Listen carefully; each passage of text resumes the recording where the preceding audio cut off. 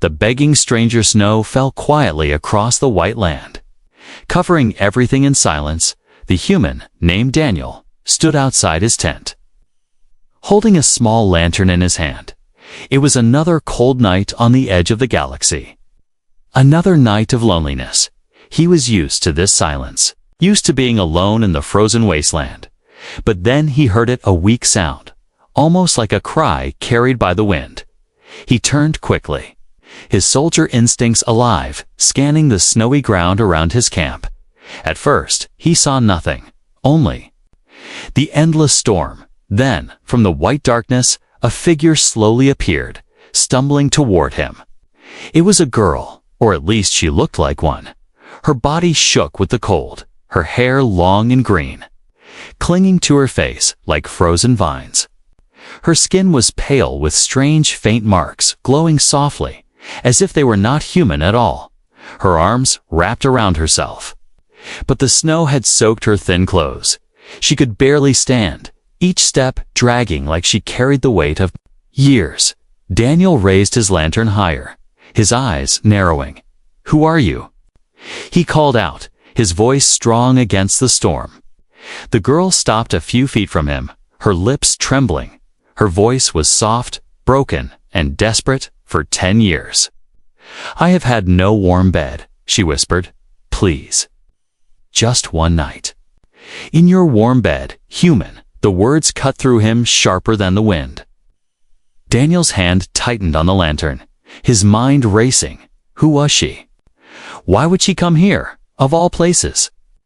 He thought maybe she was a thief, maybe a spy, but looking at her shaking body, her eyes filled with both fear and hope, he hesitated. The storm grew stronger, snow whipping around them. If he sent her away, she would not survive the night. He could see her legs trembling, her lips turning blue from the cold. Even if she was lying, even if she was dangerous, she was still a living being about to die. Finally, he stepped forward and pulled the tent flap open. "Get inside," he said firmly, "before the storm buries you." The alien girl gasped softly, her eyes wide. She nodded quickly, stumbling past him into the dimly lit tent. Inside, the warmth of the heater made her shiver even harder. She fell onto her knees, hugging herself, her body too weak to control. Daniel closed the tent behind them, his eyes never leaving her. He reached for a blanket and tossed it over her shoulders. She clutched it like treasure, her violet eyes glistening with tears. "You're safe for now," he said, though his voice carried no softness, only caution. The girl looked up at him, her lips trembling. You are human," she whispered. Almost in disbelief. "Yes," Daniel answered simply. "And you're not?" She gave a small, bitter laugh, shaking her head. "No, I'm not. I was cast out, forgotten by my own kind, for 10 years. No home, no bed, no warmth. Only cold and fear." Her words made the air heavy, and Daniel studied her carefully. She looked fragile, but her eyes were strong. Those glowing marks on her skin hinted at a secret, something hidden beneath her weakness. Something that made her more than she appeared. Daniel didn't trust easily, especially not strangers who appeared in the night. But when he saw the way her hands clutched the blanket as if it was life itself, he felt a sharp pull in his chest. Something he hadn't felt in years. Outside, the storm howled against the tent. Inside, the girl leaned against the ground, her body exhausted, but she did not close her eyes. She kept staring at him, as if afraid he would vanish. Finally, she whispered again, her voice softer this time. "Please, human. Just let me rest tonight. Just one night. That's all I ask." Daniel stood there, silent. Part of him wanted to push her away, tell her to leave at dawn. But another part, the part that remembered what it felt like to be cold, to be alone, could not. He sighed deeply, setting the lantern down. "Fine," he said at last, "one night. But if you try anything, you won't live to see the morning." The girl nodded quickly, clutching the blanket tighter. "Thank you," she whispered. And for the first time, her voice carried warmth instead of despair. Daniel sat near the tent flap, his weapon close by, his eyes never fully leaving her. But deep inside, something had already changed. He did not know why, but he had a feeling this night. This stranger would change his life forever. The storm outside grew stronger through the night. Snow piling against the canvas walls of the tent. Daniel sat near the entrance with his rifle across his knees, the faint glow of the heater flickering between them. The girl, wrapped in the blanket, shivered still, her body unable to forget the cold that had clung to her for so many years. Her breath came in shallow waves, misting in the dim light. And yet her violet eyes stayed fixed on the human who had let her in. Daniel studied her carefully, his soldier's instinct never fully at rest. She looked fragile, thin to the bone, as if a single harsh wind could snap her. But there was something else about her, something that told him she had survived more than just the snow. The glowing marks on her skin pulsed faintly, like quiet embers beneath the surface. He wondered if they were scars or something far more dangerous. Finally, he broke the silence, his voice low. "Tell me why you're here," he said. "No one walks into a storm like this unless they're running from something." The girl lowered her head, her fingers tightening around the blanket. For a long moment she did not speak, and Daniel almost thought she would stay silent. But then her lips parted, and her voice came soft and tired. "For 10 years. I have had no warm bed," she whispered again. 10 years since I was cast away. 10 years of hiding, running, and begging for scraps." Her words filled the tent with a heavy weight. Daniel frowned, not sure if he believed her. "What did you do?" he asked sharply. "No one gets exiled for nothing." The girl flinched. At his tone, her eyes glistening with unshed tears. "I was not guilty," she said quickly. "But in my world, guilt is not needed. Only fear, only jealousy." She shifted slightly, the blanket slipping to reveal thin arms marked with faint scars. Some looked burned, others like old cuts healed long ago. She pulled the blanket back over herself quickly. Ashamed, Daniel's jaw tightened as he watched. Something in him stirred pity mixed with suspicion. She had clearly suffered. That much was real. But he still did not know the whole truth. The heater hummed softly, and outside the storm howled like a beast circling its prey. The girl finally raised her eyes to meet his, and for the first time, her voice carried more strength than fear. "My people called me cursed," she said. "They feared the marks on my skin. They feared what I might become, so they drove me away, locked every door, turned every bed against me. I slept in caves, in ruins, in ditches filled with rain. I begged for warmth, but none gave it. Not once, until tonight." Her words pierced through Daniel more than he wanted to admit. He had been alone for years himself, stationed at this forgotten post at the edge of space. But he had never known a decade of cold exile, never known such rejection. He looked at her again and realized that beneath her fragile frame was a will that had survived storms far worse than tonight's. Still, Daniel was not a man to trust quickly. "You expect me to believe your people just threw you away because of fear?" he asked, his tone still edged. The girl gave a bitter laugh, though no joy lived in it. "Believe what you will. Human," she said softly, "but the truth is the truth. I was thrown away like ash. I had nothing, no one. Only the cold as my companion."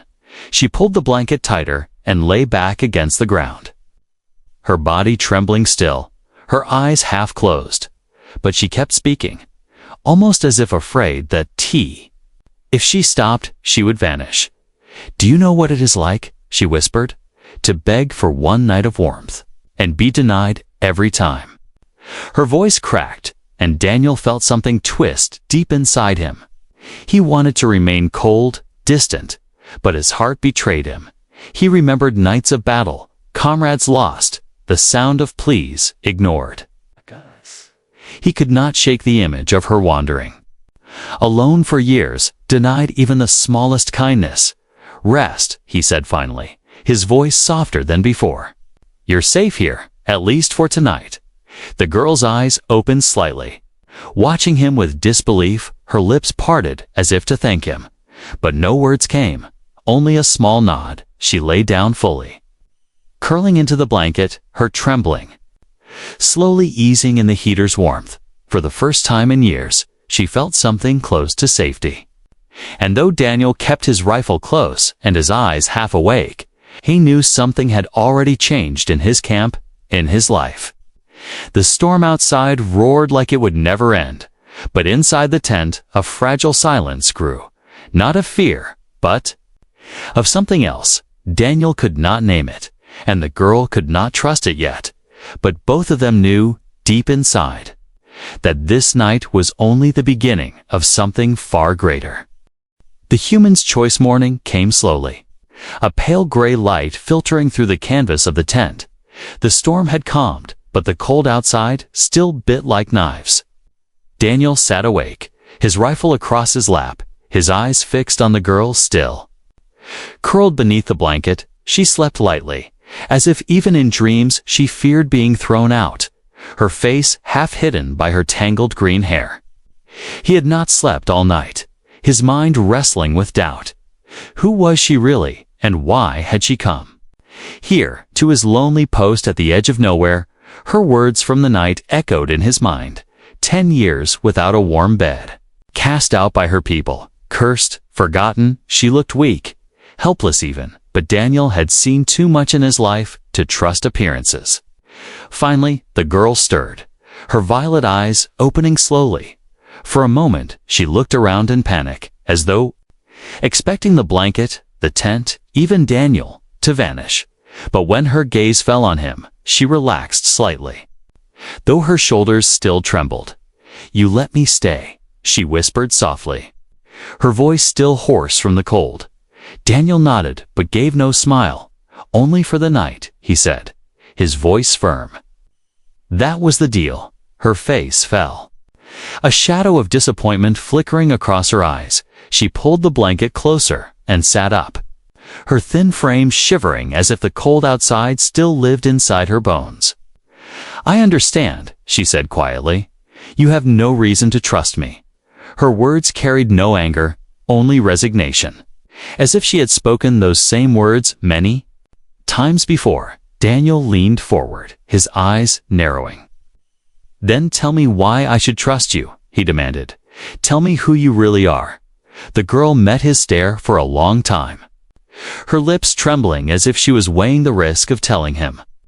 Finally, she spoke, her voice low and steady. "My name is Lyra," she said, "and I am hunted by my own kind." Daniel's grip on his rifle tightened. He had expected a story, maybe even lies, but not such direct words. "Hunted," he repeated, his tone hard. "Why?" Lyra looked down, her fingers tracing the faint glowing marks along her arms. "Because of these," she said, her voice heavy. "They fear me for them. They believe I carry something dangerous, but I never asked for this. I never wanted. Yet it made me an outcast." Daniel studied the marks carefully, the faint glow shifting like living fire beneath her skin. It was beautiful, yet unsettling, and he understood why others might fear what they did not know. Still, it did not answer the most important question. Then why come to me? He asked sharply. Why beg a human stranger for warmth? Her eyes lifted to his, shining with something raw and desperate. "Because humans are different," she whispered. "Your kind. You help even when there is no gain. I have watched. From shadows, I have seen humans share food with those not their own. No one else would let me in. I thought, maybe you would." Daniel's chest tightened at her words. He wanted to deny it, to say she was wrong, but he could not. He had seen too many of his people risk everything for strangers, and now here she was, sitting in his tent. Living proof of her gamble. Still, The soldier in him spoke louder than his heart. "Lyra," he said firmly, "if what you say is true, then you've brought danger here. If they're hunting you, they will come. And when they do, they won't care about me. They'll kill us both." Her eyes widened with fear. But instead of begging, she leaned closer, her voice trembling but strong. "Then send me away," she said quickly. "If I die in the snow, you will be safe. I will not curse you with my burden." Her words shocked Daniel. She was not clinging, not demanding, only offering herself to the storm. If that was his choice, for a long time, silence filled the tent. Broken only by the distant howl of wind, Daniel's heart waged war with his mind. Every rule, every instinct told him to drive her out, protect himself, keep the danger away. But his heart, the same heart that had let her in last night, whispered a different truth. He remembered the look in her eyes when she begged at his door, not the eyes of a spy or a traitor, but of someone who had carried 10 years of pain and still found the strength to ask for life. If he turned her away now, she would die, and her blood would stay on his conscience forever. Finally, he stood, his voice steady. "You won't die in the snow," he said firmly. "Not while you're under my roof." Lyra gasped softly, her lips parting in disbelief. "You mean? You'll let me stay?" Daniel nodded once, though his tone carried warning. "You can stay. But understand this, if you bring death to my door, I won't hesitate to fight back." Her eyes filled with tears, not of sorrow, but of relief. She bowed her head, clutching the blanket tightly. "Thank you, human," she whispered, her voice breaking for the first time in 10 years. "I am not alone." Daniel turned toward the tent's flap, his rifle still in hand, but his heart was no longer the same. He had made his choice, and deep inside, he knew it was a choice that would change everything. The hunters arrived the next night came too quickly. Daniel had repaired the heater, boiled water for Lyra, and kept his rifle close at all times. Outside, the storm had passed, but the cold remained like a silent warning. Lyra sat quietly in the corner of the tent, her body wrapped in thick blankets. She hadn't spoken much all day, only gave quiet thanks when Daniel handed her food or water. But something was changing in the air. Daniel felt it in his bones, a tension, a weight, as if the wind itself was holding its breath. The forest beyond the snow ridge stood strangely still.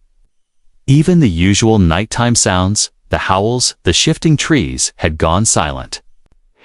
Daniel stepped outside the tent after sunset, scanning the snowfield with his scope. His eyes narrowed when he saw it, a black shape on the horizon.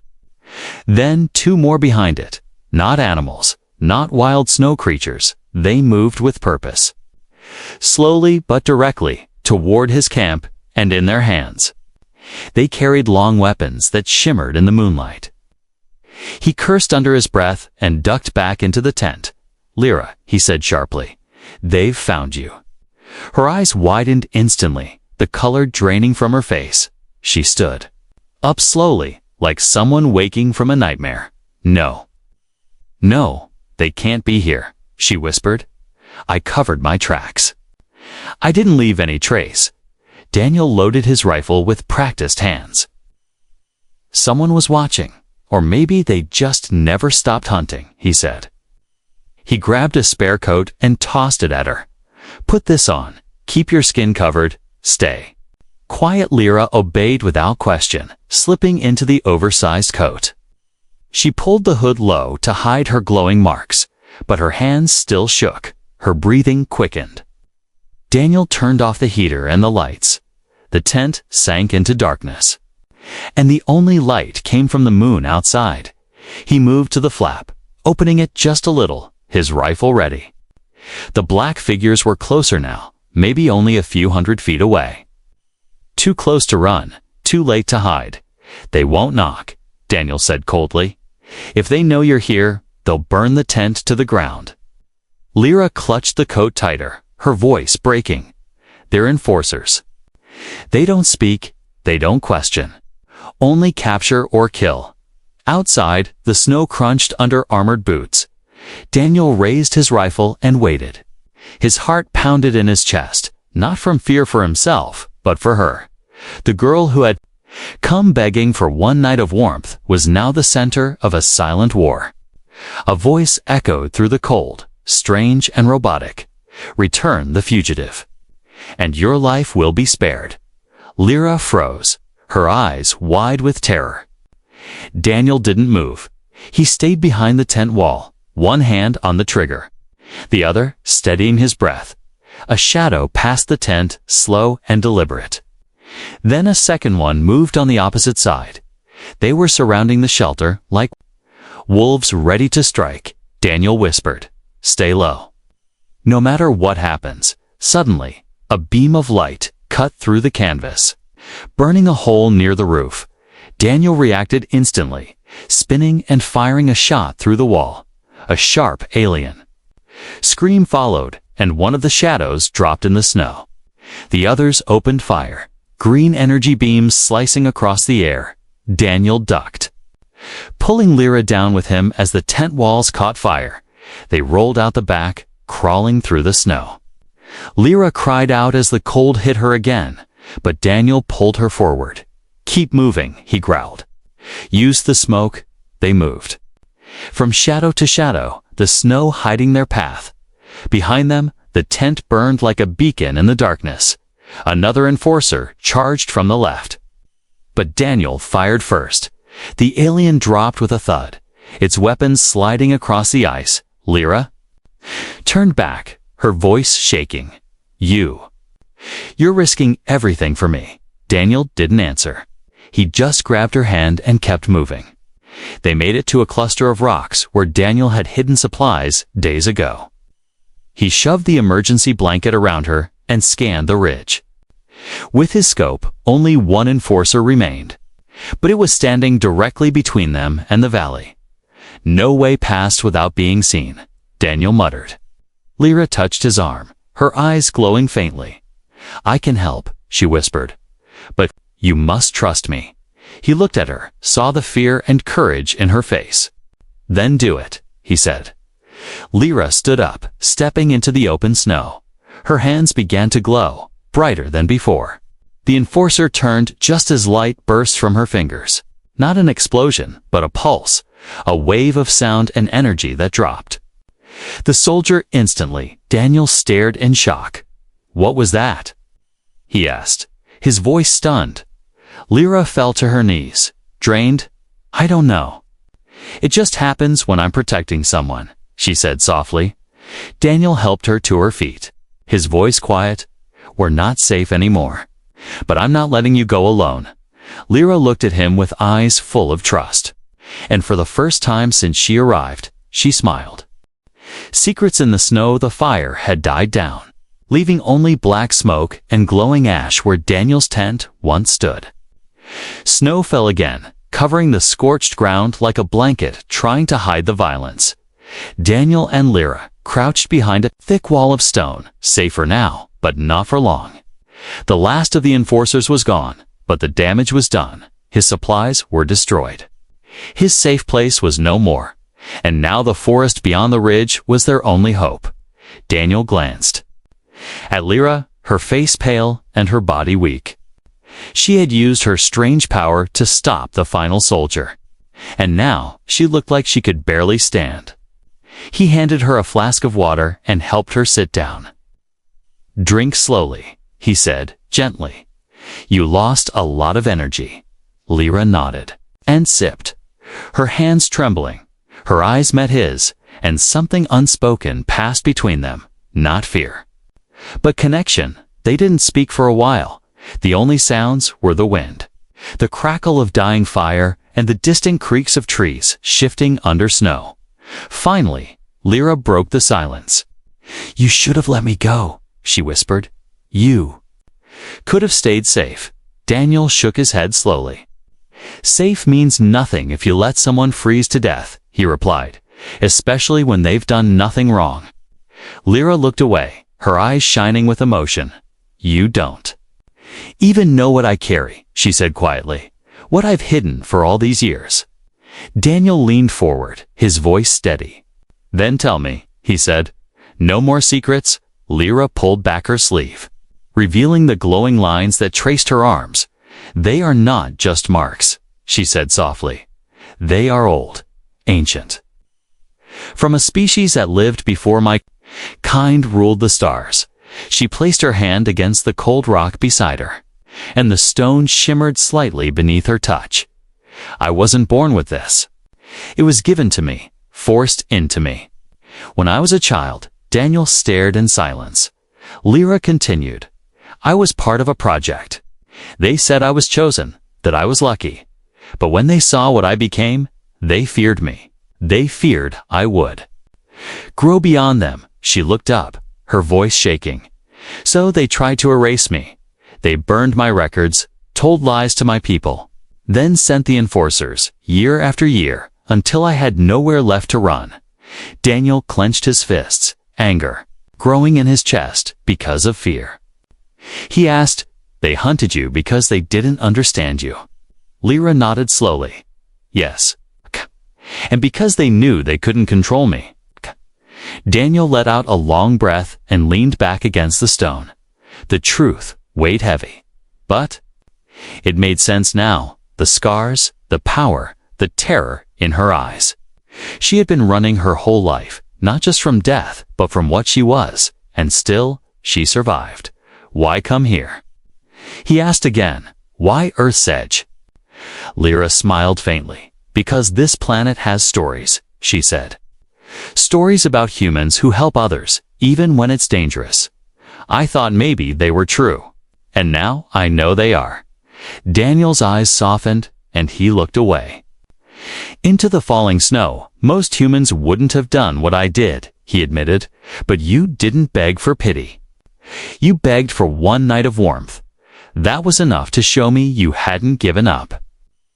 Lyra lowered her head, hiding a soft smile. No one ever said that to me before, she whispered. Not in 10 years. Daniel stood up, brushing snow. From his coat, we need to move, he said. The enforcers may send a second team when this one doesn't report. Lyra nodded and stood beside him. Her legs still weak. He offered her his arm without a word, and she took it. They moved into the forest together, their boots crunching through snow and ash. Each step was slow. But it was the first time in years that Lyra wasn't walking alone. As they traveled, Daniel couldn't stop thinking about her powers. He had seen aliens with abilities before. Some destructive, some beautiful, but Lyra's gift was something different. It had awakened only when she chose to protect, not to harm, that night. They found shelter beneath a rocky overhang deep in the woods. Daniel lit a small fire and laid out what little supplies they had. Lyra sat close, her eyes watching the flames. You should know, she said, if they catch me again. They will tear my mind apart to get what's inside. Daniel looked at her firmly. Then they won't catch you, he said. Not while I'm still breathing. Lyra stared at him in silence. Then, without thinking, she leaned gently against his shoulder. Daniel stiffened at first, then relaxed. He didn't push her away. The fire crackled, and snow fell gently outside. And for a while, there was peace, fragile, quiet peace. Lyra closed her eyes, her breathing calm. And for the second night in a row, she slept in warmth. But, deep in the woods, far beyond their shelter, lights flickered in the sky. The hunt was not over. And the secret inside Lyra was more valuable than either of them truly knew. Fire in the night, the sky was dark again, but not because of snow or clouds. This time, it was smoke, thick and rising from the trees behind them.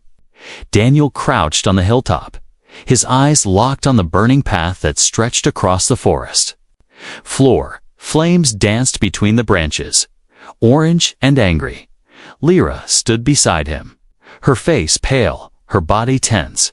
They're burning the forest, Daniel muttered. They're pushing us into the open. Lyra looked down, her voice shaking. They're not just trying to catch me. They're trying to trap us both.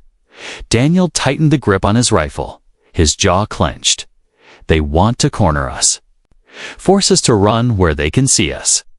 The fire roared like a monster hungry for everything it touched. Ash floated through the air. Sticking to their clothes and skin, the wind shifted suddenly, blowing smoke toward them.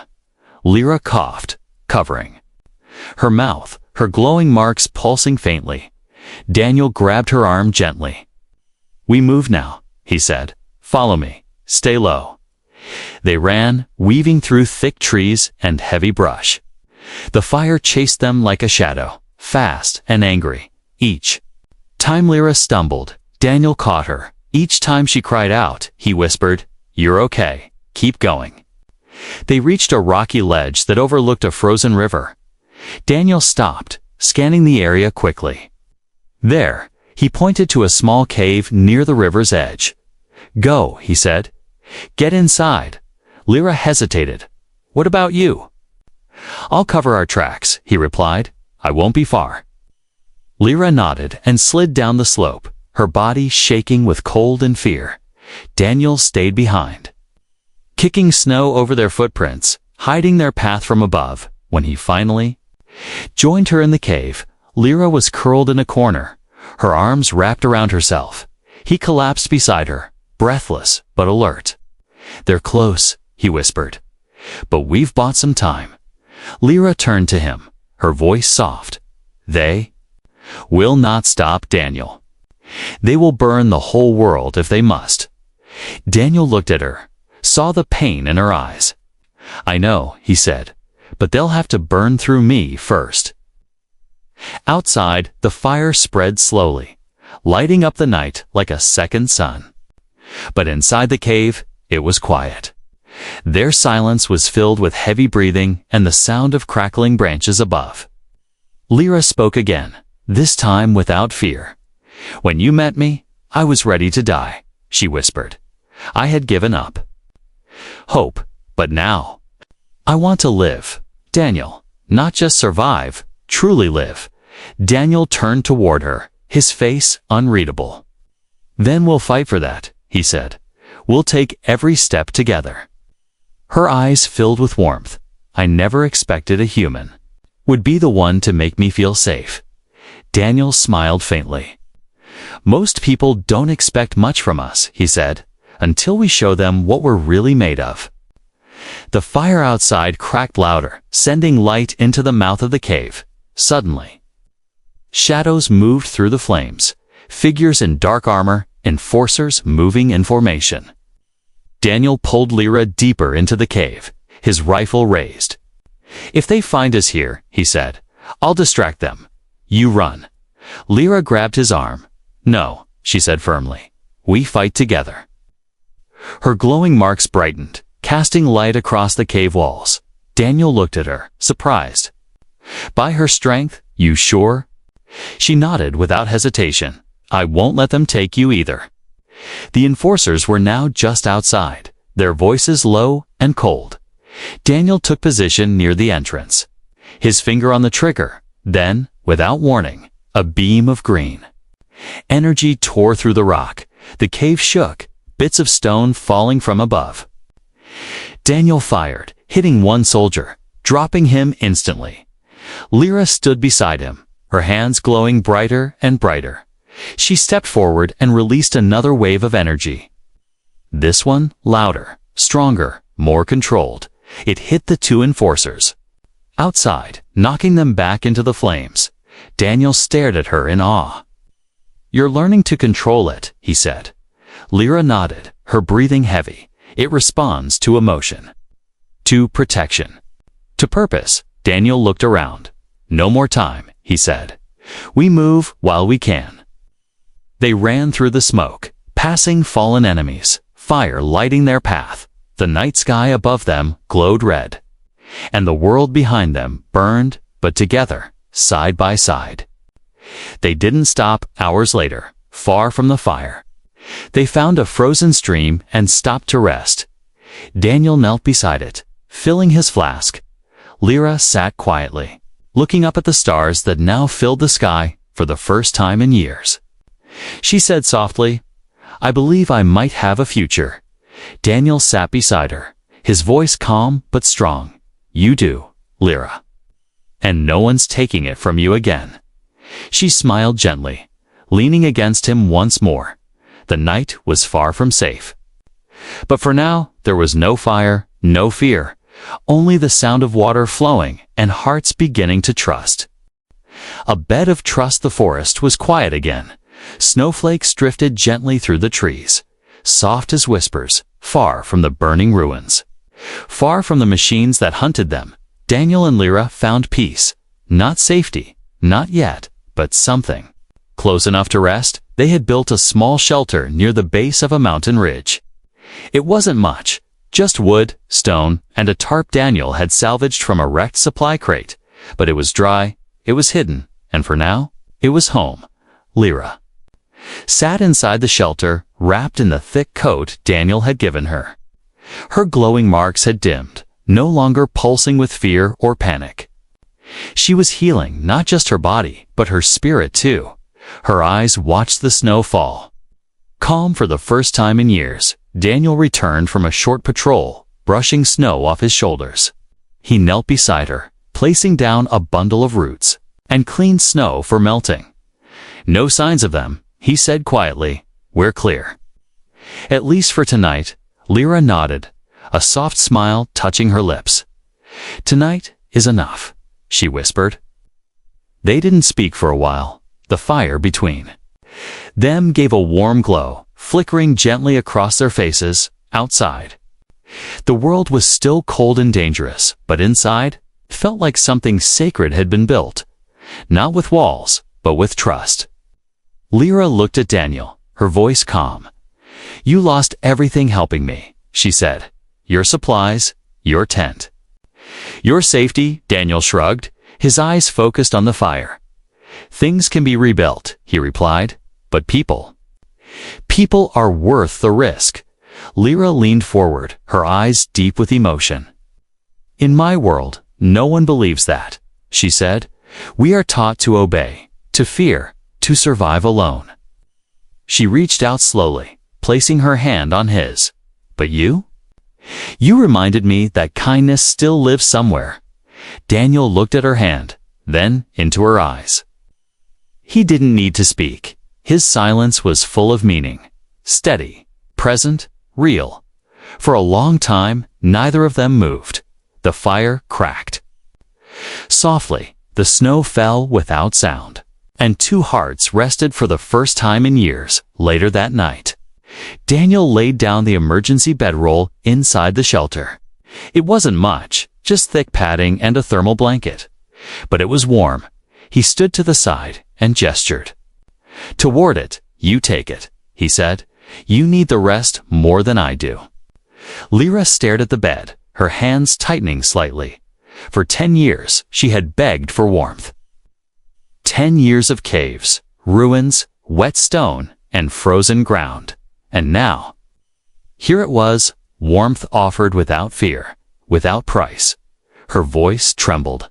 "You would give up your only bed. For me?" Daniel nodded. "I told you. While you're with me, you're not alone." Tears welled up in Lyra's eyes. But she smiled through them.